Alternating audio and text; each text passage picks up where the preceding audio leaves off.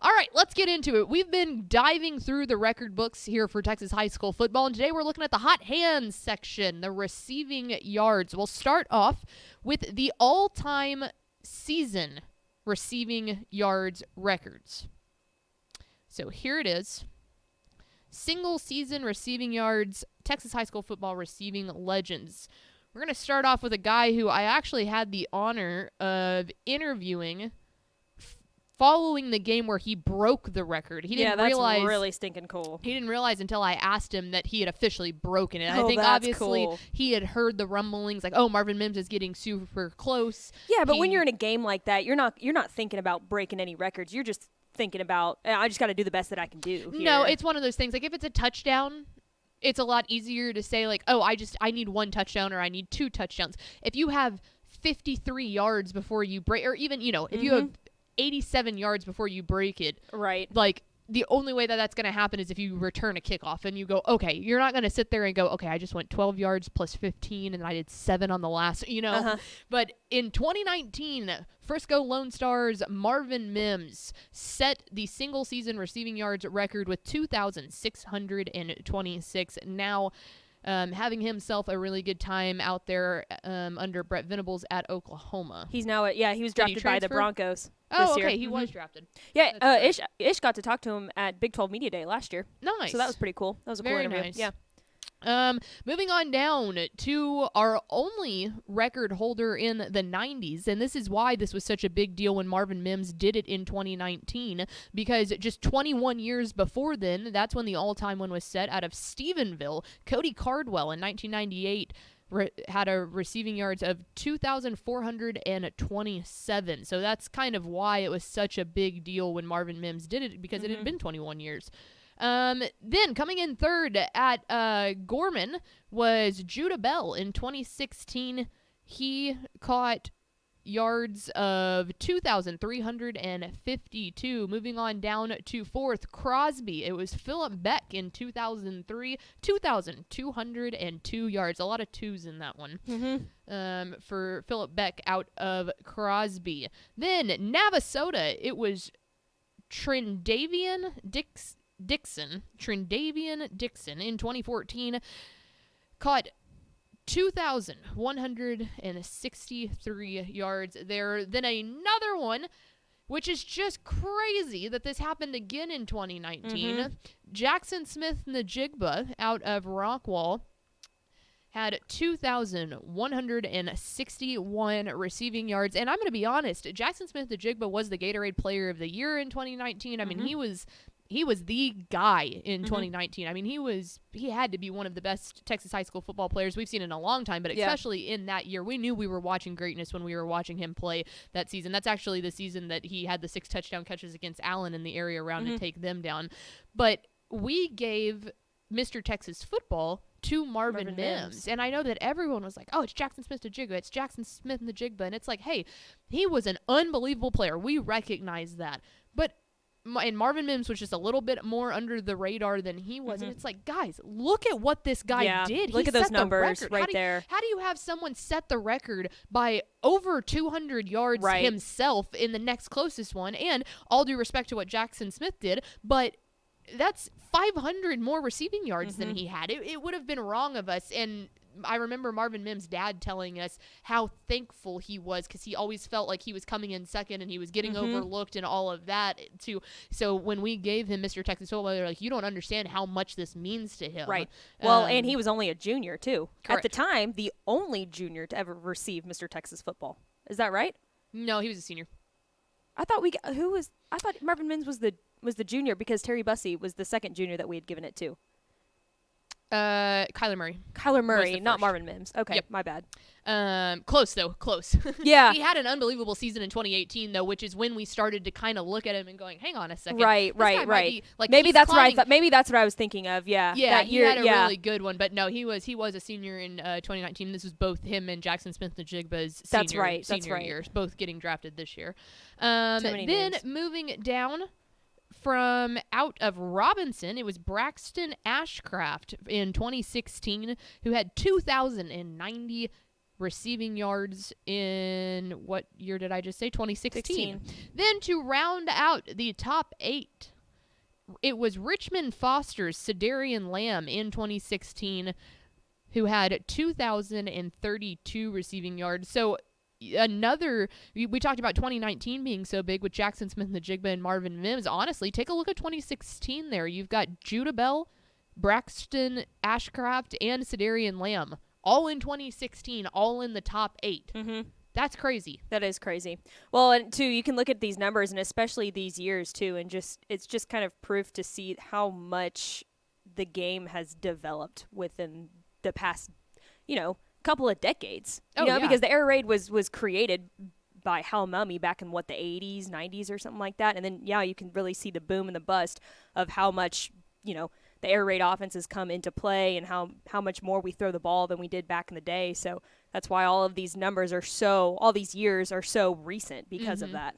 Oh, absolutely. I mean, yeah, you've got kind of the two outliers there in 1998 and 2003, and those were just, unbelievable receivers with good quarterbacks to throw to them.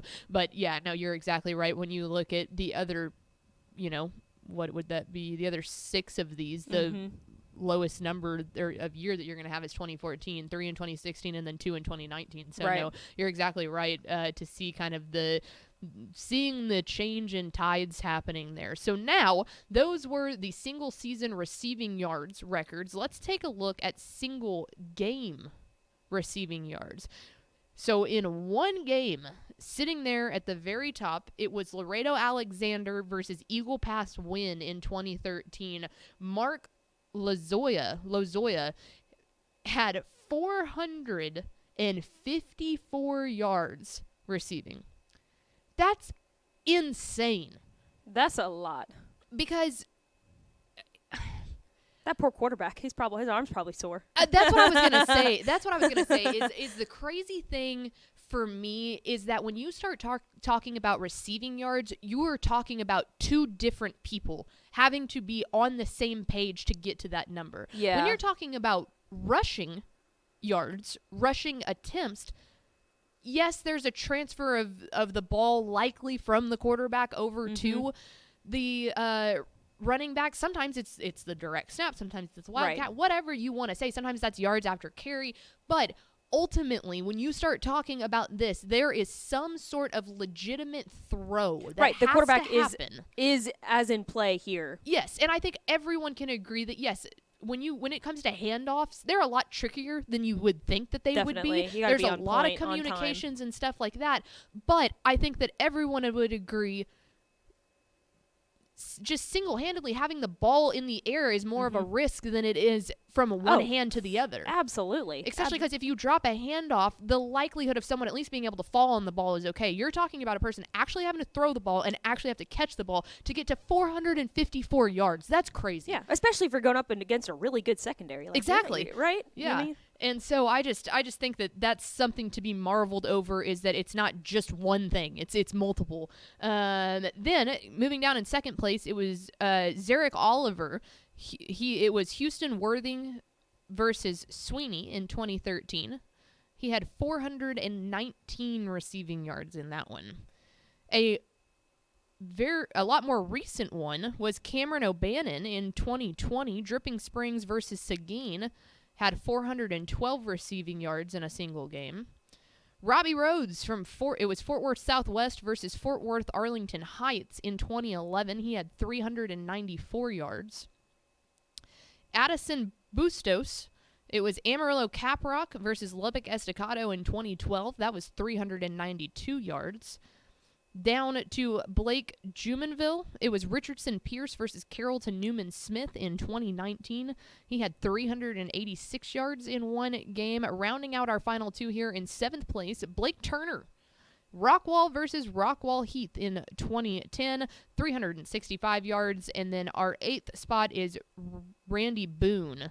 Chillicothe versus Aspermont in 1984. 357 yards. So, I mean, that's just even crazy to look. I mean, there's only 3 guys that have ever, in the history of Texas high school football, had more than 400 yards receiving in one game. I mean, that's an elite an elite group to get into, because even going down there to the 8th spot, that's almost exactly, it's 97 yards less. That's the length of a football field. That's a lot of receiving yards. Right. This is a very elite list, and all these guys should be super proud to even be on this list, because that's a tough elite club to be a part of. No doubt. Just some other quick ones to go through. The most number of career receptions is Jared Reagan at Booker from 2011 to 2014. He had 391 receptions.